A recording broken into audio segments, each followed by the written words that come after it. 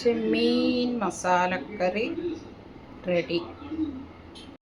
നമ്മൾ ഉലുവ പൊടി, വെല്ലുള്ളി ഒരു 2 മീഡിയം സൈസ്, ചെറിയ ഉള്ളി 4-5 വെളുത്തുള്ളി ഇട്ടു, 7 കഷ്ണം ഇഞ്ചി ഇട്ടു, 1 കഷ്ണം തക്കാളി, ഒരു ചെറിയ മീഡിയം സൈസ് തക്കാളി, ക്ലീൻ ചെയ്ത ചെമ്മീനിടുക, ഇതിനുള്ള ഉപ്പിടുക, മഞ്ഞൾപ്പൊടി, ചെറിയ ലെമൺ സൈസിൽ പുളി എടുത്തിട്ട് പുളിവെള്ളം ഒഴിക്കുക.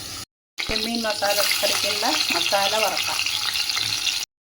തേങ്ങ ഇട്ടു, നമ്മൾ 1 സ്പൂൺ ഇട്ടു മല്ലിപ്പൊടി, 1 സ്പൂൺ 2 സ്പൂൺ, 1 സ്പൂൺ മുളക് പൊടി, സ്പൂൺ കൂടി കാശ്മീരി ചില്ലി പൗഡർ 2 സ്പൂൺ, കുറച്ച് ഉലുവാപ്പൊടി.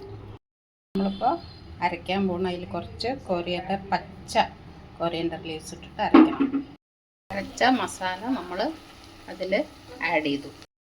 കറിവേപ്പിലയും കൊത്തമല്ലിയും 2 ഇതിലുണ്ട് ഇട്ടിട്ട് നമുക്ക് ചെറിയ ഉള്ളി വറുത്തിടണം. ചെറിയ ഉള്ളി വറുത്തിട്ട് നമുക്ക് ഇനി എടുക്കാം.